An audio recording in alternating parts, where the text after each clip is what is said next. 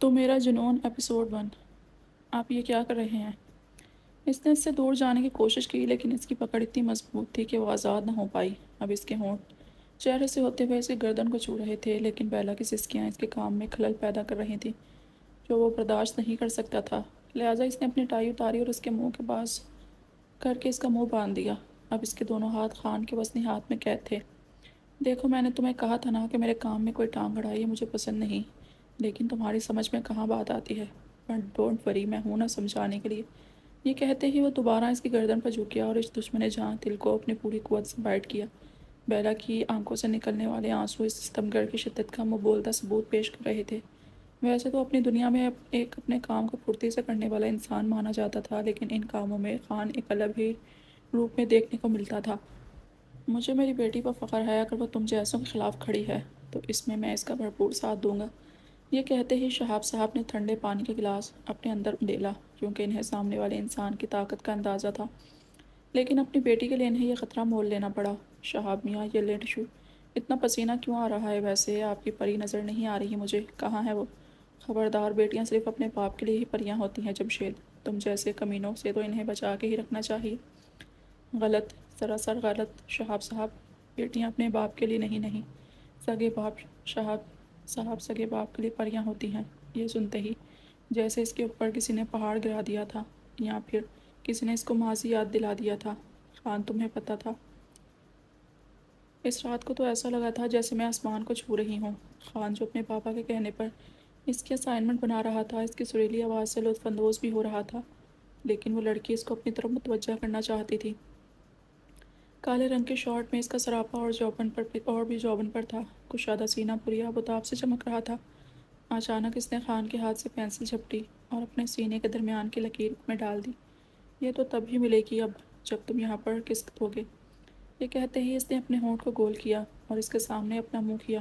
Oh, so you are challenging me, you are challenging your. یہ کہتے ہی اس نے ایک پیج اس کے ہونٹوں کے پاس کیا، جس سے ایسا لگا کہ کبیر کا ہونٹ ہے، اور اگلے ہی لمحے وہ پینسل باہر نکالی۔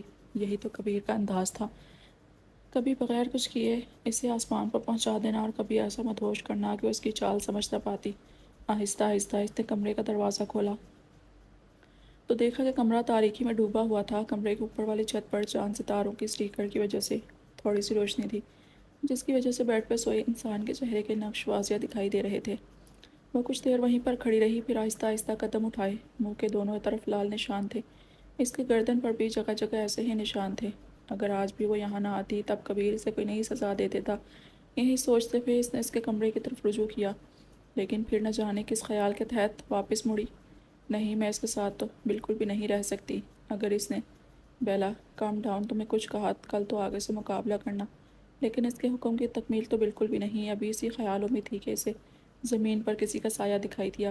جیسے ہی اس نے پیچھے مڑ کر دیکھا تو حیرت کا جھٹکا لگا۔ اوہ گاڈ، یہ کیسے یہاں موجود ہے؟ ابھی تو سو رہا تھا۔ اس نے جب یہ دیکھا کہ اس کے قدم آگے بڑھ رہے ہیں تو فوراً پیچھے کی طرف ہوتی گئی۔ خان، جو کہ ابھی نیند سے جاگا تھا، اس لیے اس کی آنکھوں میں عجیب خماری تھی۔ اس دہشت کو دیکھتے ہی بیلا کی موٹی موٹی سی آنکھیں اور بھی کھل گئیں۔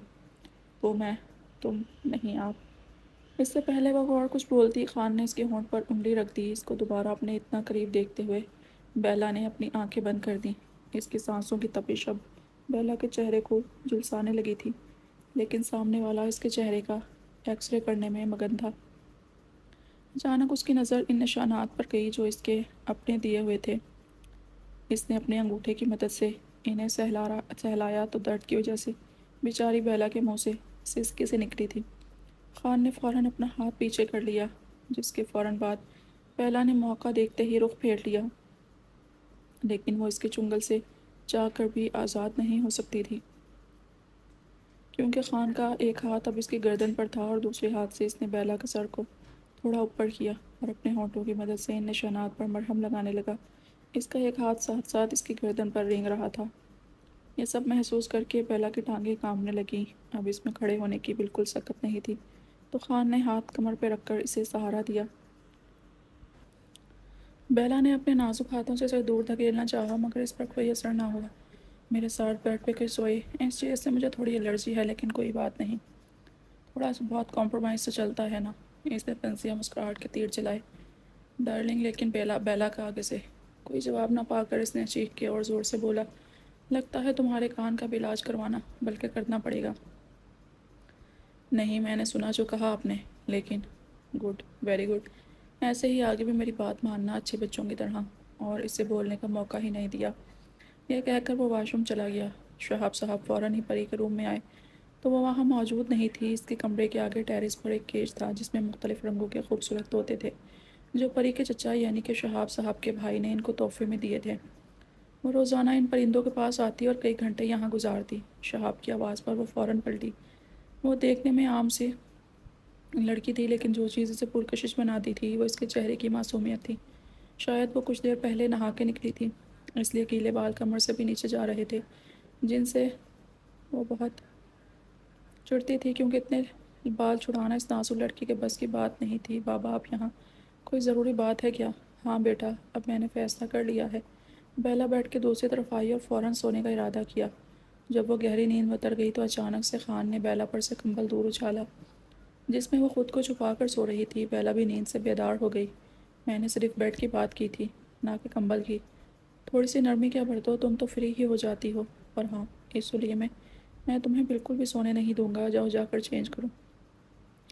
خان نے اپنی انگلی سے اس کی طرف اشارہ کیا۔ اس نے تھوڑی دیر پہلے ہی کپڑے بدلے تھے، گرے رنگ کا کرتا جس پر گلابی کڑھائی تھی۔ لیکن میں نے تو ابھی… یار کتنی جاہل ہو تم، اب یہ باتیں بھی مجھے ہی سمجھانی پڑیں گی کیا؟ خان کا دل کر رہا تھا کہ اس لڑکی کا سر پھاڑ دے۔ ریلیکس، پھر اپنی آنکھیں بند کر کے خود کو ریلیکس کیا۔ جاؤ، الماری میں ہوں گے کپڑے، جا کے بدلو۔ اگلے ہی لمحے بیلا کے ہاتھ کچھ کپڑے تھے۔ جس نے اس کا جائزہ لیا تو وہ سلک کی باریک سی نائٹی بھی تھا اور ساتھ اس کا اپر بھی تھا۔ اگر وہ انہیں پہن بھی لیتی تو اس کے سارے اعضاء اس میں نمایاں ہوتے۔ یہ دیکھتے ہی اس کی نظر سامنے بیٹھے اس شخص پر پڑی۔ اس نے بیلا کو مجبور کرنے میں کوئی کسر نہ چھوڑی تھی اور اب وہ اپنی بھویں اچکا کر مسکرا رہا تھا اور سامنے پڑی ٹیبل پر اپنی ٹانگیں رکھی۔ So my darling, go there and change this dress. لیکن وہ اپنی آنکھیں پھاڑے اسے دیکھ رہی تھی۔ لگتا ہے یہ فریضہ بھی ہمیں خود ہی انجام دینا پڑے گا، اور آئی سویئر اس کام میں خان ایکسپرٹ ہے۔ تمہیں شکایت کا موقع نہیں ملے گا۔ یہ کہہ کر اس نے ٹیبل سے اٹھنے کا ڈرامہ کیا تو بیلا بھاگتی ہوئی چینجنگ روم میں چلی گئی۔ اور ہاں، تمہارے پاس صرف 5 منٹ ہیں، سو ہری اب، نہیں تو آج رات تم میری شدت سہ نہیں پاؤ گی، اور اتنا جلدی میں تمہیں مارنا نہیں چاہتا۔ یہ کہہ کر فوراً دراز سے ایک کالے رنگ کی مخملی ڈبی نکالی۔ جیسے ہی بیلا نے وہ نائٹی پہنی تو یہ دیکھ کر شاک رہ گئی کہ اس میں ایسی بھی جگہ تھی جہاں سلک کے بجائے نیٹ تھا، اور وہ بھی صرف وہاں تھا جہاں اس کے اعضاء تھے۔ ایک جگہ سے تو اس نے اپنی دونوں ٹانگوں کو آپس میں ملا کر چھپا دیا، لیکن دوسری جگہ سے چھپانے کا سوچ کر وہ وقت ضائع نہیں کر سکتی تھی۔ یہ سوچ کر اس نے اپر پہن لیا اور ابھی 5 منٹ میں سے ایک رہتا تھا، لیکن اس سے پہلے وہ باہر آ گئی۔ اس اپر کے باوجود اس کے نشیب و فراز ابھرے ہوئے تھے۔ وہ خان کو دیکھ کر اپنی ٹانگوں کو اس اپر میں چھپانے لگی۔ خان کی نگاہیں ایسی تھی کہ اسے اپنی جان جاتی ہوئی محسوس ہوئی۔ Come here now. خان جو ٹانگ پر ٹانگ ٹیبل پر رکھ کر بیٹھا ہوا تھا، ساتھ ہی سے پاس آنے کا کہا۔ وہ کانپتے کانپتے قدم اٹھاتی اس کے پاس آئی۔ خان ایک سنگل صوفے میں بیٹھا ہوا تھا جس کے آگے ٹیبل تھا اور بالکل سامنے بڑی سی اسکرین تھی۔ ہاتھ میں ریموٹ تھا، شاید کچھ لگانے کی کوشش کر رہا تھا۔ بیلا ڈرتی ڈرتی اس کے پاس آئی۔ اس نے اپنے ساتھ بیٹھنے کا اشارہ کیا اور تھوڑی سی جگہ دی۔ کیا مطلب بابا؟ آپ چاہتے ہیں کہ میں آپ کو چھوڑ کے چلی جاؤں؟ نہیں، ایسا سوچیے گا بھی مت بابا، ہم دونوں کے علاوہ اور ہے ہی کون ہمارے ساتھ؟ پری نے جیسے سنا کہ شہاب اسے پیرس بھیجنا چاہتے ہیں تو اس نے فوراً اس کے خلاف احتجاج کرنا شروع کر دیا۔ لیکن بیٹا، وہاں تمہارے چاچو تمہارا پورا دھیان رکھیں گے، اور میں جلد از جلد تمہارے چاچو کو فوراً اور تمہارے نکاح کا کہہ دینا ہے۔ شہاب صاحب نے ایک اور بم پری کے سر پر پھوڑا اور اس بات کو خاطر میں نہ لاتے ہوئے وہاں سے اٹھنے لگی کہ شہاب صاحب دوبارہ بول اٹھے۔ وہ جو جاوید انکل ہے نا، میں تو ان کے پاس ہی رہوں گا۔ انہوں نے ہی تو تمہارے ویزے کا انتظام کیا ہے، اور مجھے امید ہے میری بیٹی میری بات کو سمجھے گی۔ اور اس کے کاندھے پر پیار اور مان کی تھپکی دے کر چلے گئے۔ رات بھر پری اسی کشمکش میں تھی کہ آخر اس کے بابا نے اتنا بڑا فیصلہ کیوں لیا، اور یوں وہ بھی اچانک، جبکہ شہاب صاحب نے جمشید کی بڑھتی ہوئی سازش کو روکنے کے لیے اور اپنی بیٹی کو اس سے دور کرنے کے لیے دل پر پتھر رکھ کر یہ قربانی کا فیصلہ کیا۔ وہ اس کا سایہ بھی اس سے دور کرنا چاہتے تھے۔ اس صوفے میں وہ دونوں بہت مشکل سے پورے آئے تھے اور ترتیب کچھ ایسی تھی کہ بیلا ہادی خان کے اوپر آ رہی تھی۔ خان کی ایک ٹانگ بیلا کی دونوں ٹانگوں کے درمیان تھی اور خان کا ایک ہاتھ بیلا کے پیٹ پر تھا اور خود کو اسکرین میں کچھ لگانے میں مصروف تھا۔ اچانک خان نے اپنی ٹانگ تھوڑی سی اوپر کی تو بیلا سسک اٹھی، جن پر خان طیش میں آ گیا۔ Relax darling, I am your hubby, don't feel shy. محرم ہوں تمہارا، پورا حق رکھتا ہوں، اس لیے ڈونٹ اوور ریئیکٹ۔ خان یہ کہہ کر دوبارہ اپنے کام میں مصروف ہو گیا، بلکہ اب اس کی بیلا کے پیٹ پر گرفت اور بھی سخت ہو گئی تھی۔ اب بیلا کو ایک ہی بات کا ڈر تھا کہ نہ جانے وہ اس کے ساتھ کیا کرے گا۔ خیر ابھی تو وہ مصروف دکھائی دے رہا تھا۔ اچانک ہی اس نے اسے بیلا کے پہنے ہوئے پر کو پکڑ کر اسے اتارنے کا کہا۔ لیکن میں اس میں بہتر محسوس کر رہی ہوں، اس نے ڈرتے ڈرتے احتجاج کیا۔ لیکن یہ میرے کام میں دخل اندازی کر رہا ہے جو میں برداشت نہیں کر سکتا۔ خان نے آگے سے تیکھا جواب دیا۔ اس کا وہ اپر ہوا کی وجہ سے خان کو مشکلات میں ڈال رہا تھا۔ بیلا فوراً اتری اور چینجنگ روم میں جانے لگی۔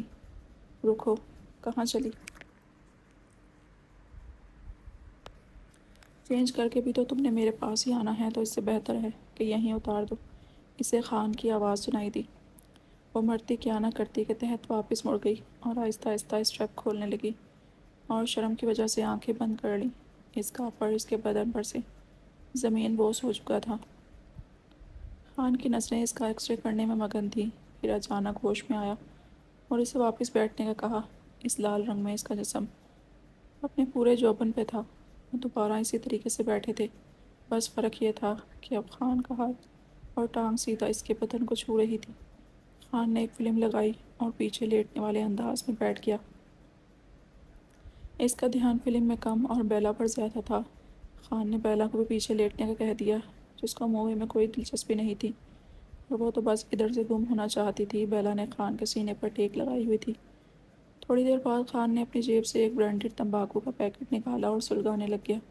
بیلا آہستہ آہستہ مووی میں مگن ہونے لگی۔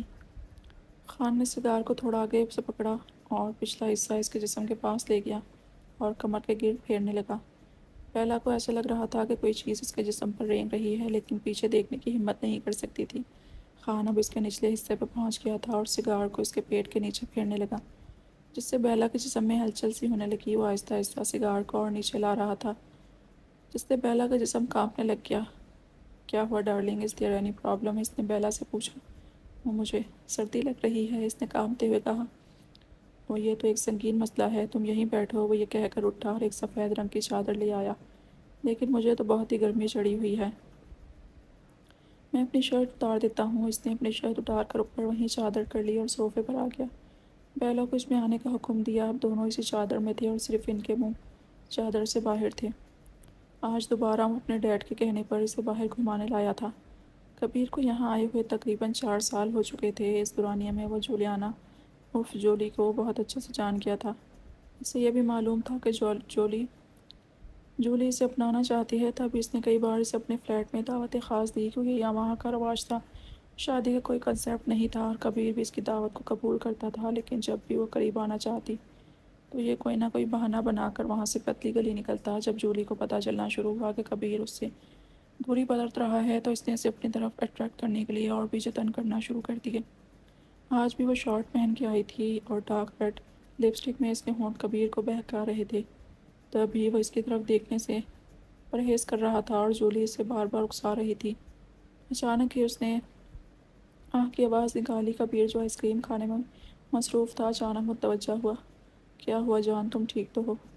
اوچ، مجھے لگتا ہے آنکھ میں کچھ چلا گیا کبیر، جلدی چیک کرو۔ It's irritating me. Okay fine, show me. Kabir نے اس کے پاس جھک کر آنکھ کے پاس پھونک ماری۔ نا فائن۔ اس کے بعد کبیر نے اس سے پوچھا۔ ہاں تھینکس۔ چلو رات بہت ہو گئی ہے، میں تمہیں گھر ڈراپ کر دیتا ہوں۔ یہ کہہ کر دونوں کبیر کی گاڑی میں آئے۔ کبیر نے میوزک آن کر دیا اور ساتھ ساتھ اپنے سر کو بھی جنپش دے رہا تھا اور ساتھ ہی گنگنا بھی رہا تھا۔ کبھی کبھی جولی بھی اس کے ساتھ گنگنانے لگتی۔